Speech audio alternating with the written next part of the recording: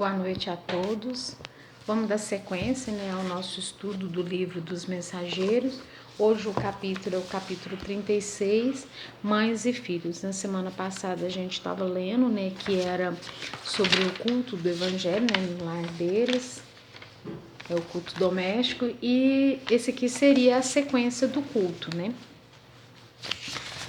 Mãe e Filhos. No Comentários Evangélicos recolhia observações interessantes, tal como no caso de Ismália, quando lhe ouvimos o sublime melodia, a interpretação de Fábio estava cheia de maravilhas espirituais que transcendiam a capacidade respectiva de Dona Isabel. A viúva de Isidoro parecia deter tão somente uma parte. Deste modo, as crianças recebiam a lição de acordo com as possibilidades mediúnicas da palavra materna, enquanto que a nós outros se propiciava o ensinamento com o maravilhoso conteúdo da beleza. Então, assim, como ela ainda estava na carne, então, assim, ainda tem uma certa limitação. As crianças, elas eram absorvidas pelo ensinamento que a mãe falava, que no caso foi o Fábio, que pôs a mão sobre ela e foi intuindo ela a falar, Então, assim, eles recebiam de proporção com aquilo que eles conseguiam captar, de acordo com a proporção que a mãe conseguia passar para eles. E eles que estavam lá, o André, mas a equipe, eles já tinham uma absorção melhor, dos ensinamentos. Sempre solícito, o instrutor esclareceu. Não se admirem do fenômeno. Cada qual receberá a luz espiritual conforme a própria capacidade. Há muitos companheiros nossos aqui reunidos que registram o comentário de Fábio com mais dificuldade que as próprias crianças. Experimento ainda grandes limitações. Então, assim, mesmo alguns companheiros que estavam lá desencarnados tinham alguma limitação para entender todo o ensinamento que o Fábio estava passando, Eles recebiam de acordo com a capacidade que eles tinham, Há grande respeito em todos os desencarnados presentes. Fábio Aleto sentou-se em plano superior, ao passo que Isidoro se acomodava junto da esposa, no impulso afetivo do pai que se aproxima solícito para a conversação carinhosa com os filhos bem amados. Nesse instante, a pequena Marieta, que parecia haver atingido os 7 anos, aproveitou um momento de palavra livre, perguntou a mamãezinha em tom comovedor. Mamãe, se Jesus é tão bom, por que estamos comendo só uma vez por dia aqui em casa? Na casa de Dona Fausta, eles fazem 2 refeições, almoçam e jantam. Nelly me contou que no tempo de papai também fazíamos assim. Mas agora, por que será? A viúva esboçou um sorriso algo triste e falou. Ora, Marieta, você vive muito impressionada com essa questão. Não devemos, filhinha, subordinar todos os pensamentos às necessidades do estômago. Há quanto tempo estamos tomando nossa refeição diária e gozando de boa saúde? Quantos benefícios estaremos colhendo com essa frugalidade de alimentação? Joaninha interveio acrescentando. Mamãe tem toda a razão. Tenho visto muita gente adoecer por abuso da mesa. Além disso, acentuou Dona Isabel confortadora, vocês devem estar certos que Jesus abençoou o pão e a água de todas as criaturas que sabem agradecer às dádivas divinas. É verdade que Isidoro partiu antes de nós, mas nunca nos faltou o necessário. Temos nossa casinha, nossa união espiritual, nossos bons amigos. Conversando-se, convenço-os de que o papai está trabalhando ainda por nós. Então, assim, a criança, e isso, assim, quem tá, principalmente pessoas que vão, nas casas das pessoas que sofrem mais de necessidade, com certeza a gente vê, presencia essa mesma cena, da criança perguntar por que uns podem comer mais de uma vez, Às vezes a gente joga até comida fora e outros com tanta falta, Então, assim, e a menina não entendia aquilo, porque uma criança, ela que vê os outros, ela também quer, Então, assim, e como se diz, a fome é muito doída, né? Ela sentindo aquela fome, ela tinha aquela necessidade de entender por que se Deus é tão bom, por que deixava eles passar por isso, né? E a mãe com sua sabedoria, né, explicando para ela que tantos que sofrem com excesso da comida, né? E tentando tirar sempre o lado bom das coisas, né? Nessa altura da palestra, dada a nossa comoção, Isidoro enxugou os olhos úmidos. Noemi, a caçula pequenina, falou em voz infantil. É mesmo, é verdade. Eu vi papai ajudando a segurar o bolo que Dona Cora nos trouxe do ninho. Também vi, Noemi, disse Dona Isabel, os olhos vivamente brilhantes.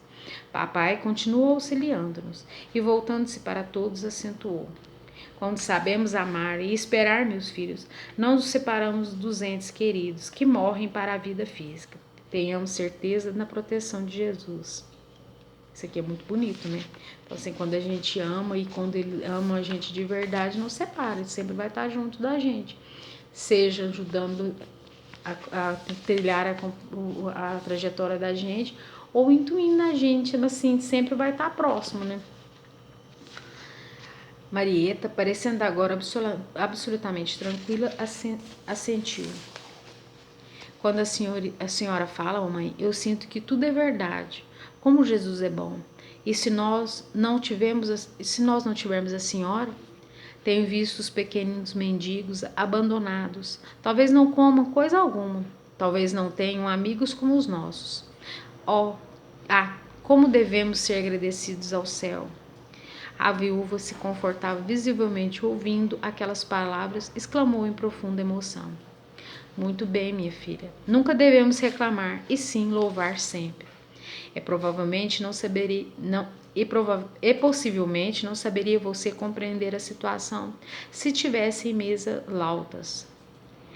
Observei, porém, que o menino não compartilhava aquele dilúvio de bênçãos entre Dona Isabel e os 4 filhinhos. Havia permuta constante de vibrações luminosas, como se estivessem idênticas do mesmo ideal e unidas numa só posição. Mas o rapazote permanecia espiritualmente distante, fechado num círculo de sombras. De quando em quando sorria irônico, insensível à significação do momento. Valendo-se da pausa mais longa, ele perguntou à genitora, menos respeitavelmente. Mamãe, que entende a senhora por pobreza? Dona Isabel respondeu muito serena. Creio, meu filho, que a pobreza é uma das melhores oportunidades de elevação ao nosso alcance. Estou convencida de que os homens afortunados têm uma grande tarefa a cumprir na terra, mas admito que os pobres, além da missão que lhes cabe no mundo, são mais livres e mais felizes. Na pobreza é mais fácil encontrar a amizade sincera, a visão da assistência de Deus, os tesouros da natureza, a riqueza das alegrias simples e pura. É claro que não me refiro aos ociosos e ingratos dos caminhos terrenos. Refiro-me aos pobres que trabalham e guardam a fé. O homem de grande possibilidade financeira muito dificilmente saberá discernir entre a afeição e o interesse mesquinho, crente de que tudo pode, nem sempre consegue entender a divina proteção pelo conforto viciado a que se entrega as mais das vezes se afasta das bênçãos da natureza, em vista de muitas satisfaz aos próprios caprichos, restringe a capacidade de alegrar-se e confiar no mundo. Então, assim, é interessante ela falando, né, que, assim, aqueles que estão na pobreza, e realmente, assim, a gente que não tem muito, né, e o pouco que tem a gente ainda pode ajudar, mas aquele que tem muito, assim, eu acredito que a prova da beleza e da riqueza ela é a mais difícil, porque você na abundância, às vezes você nem vai lembrar do próximo, ou se lembra, faz por obrigação, e maioria das vezes você não, igual eu tô falando aqui, você não tem uma amizade verdadeira, você não sabe quem realmente gosta de você, porque quantos não mata, quantos não desfaz a família por conta de dinheiro, né? Apesar da beleza profunda daquela opinião, o rapazote permaneceu impassível, respondendo algo ao contrariado. Infelizmente, não posso concordar com a senhora. Até os garotos do jardim de infância pensam de modo contrário. Dona Isabel mudou a expressão fisionômica, assumiu a atitude de quem instrui com a noção de responsabilidade e acentuou. Não estamos aqui no jardim de infância, meu filho. Estamos no jardim do lar, competindo no saber que as flores são sempre belas, mas que a vida não pode prosseguir sem as bênçãos do fruto. Por onde andarmos no mundo, receberemos muitos alvitres da mentira venenosa. É preciso vigiar o coração, Joãozinho. Valorizar as bênçãos que Jesus nos ensina. O rapazinho, entretanto, demonstrando enorme rebeldia íntima, tornou. A senhora não considera razoável alugar esse salão a fim de termos algum dinheiro a mais? Estive conversando ontem com o seu Maciel. Quando vim da escola, ele nos pagaria bem para ter aqui um depósito de móvel. Dona Isabel, de ânimo decidido, respondeu com energia sem irritação. Você deve saber, meu filho, que enquanto respeitarmos a memória do seu pai, esse salão será consagrado às nossas atividades evangélicas. Já lhe contei a história do nosso culto doméstico e não desejo que vocês sejam cegos às bênçãos do Cristo. Mais tarde, Joãozinho, quando você entrar diretamente na luta material, se for agradável ao seu temperamento, construa casas para alugar. Mas agora, meu filho, é indispensável que você considere esse recanto como algo de sagrado para sua mãe.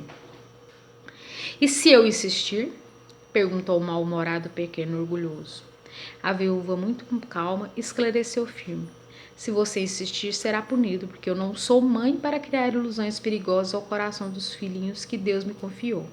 Se muito ama você, precisarei incliná-los ao caminho reto. Então, isso aqui eu achei muito interessante, porque, assim, às vezes a mãe passa a mão na cabeça do filho, né? Não, querendo fazer tudo o que ele quer. E aqui ela tá mostrando que a verdadeira mãe, a verdadeira que ama, ela tá ali para educar e para mostrar o que é certo e o que é errado. Não é porque você ama o seu filho que você tem que fazer tudo o que ele quer. E aquilo ali, o santuário, era um lugar sagrado, né? Assim, o lugar lá era um lugar sagrado. Tinha o trabalho da espiritualidade e ela não tinha intenção de desfazer. Nem, mesmo ganhando um dinheiro a mais que poderia ajudar no sustento da família, ela não tinha intenção. Porque ela tá pensando no lado espiritual, nas bênçãos que tem, aquilo ali que fortalece o lar, né? E no trabalho que o marido tinha e quer continuar fazendo, né?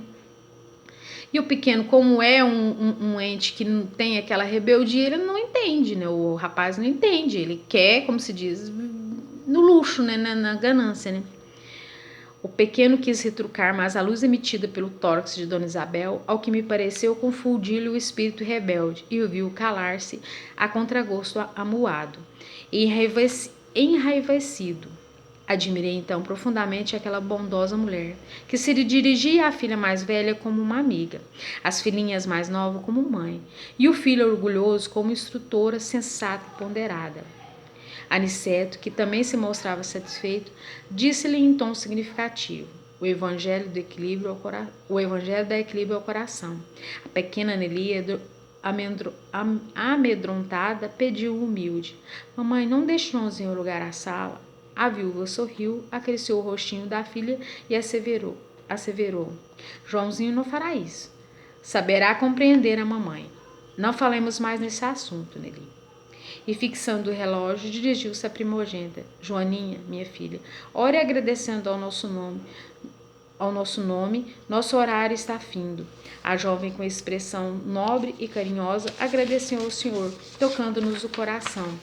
Então, assim, eu achei muito bonita essa parte aqui, que, assim, por mais tribulenta que estava, por mais dificuldades que elas estavam vivendo, ela estava passando os ensinamentos para os filhos para aprender a agradecer.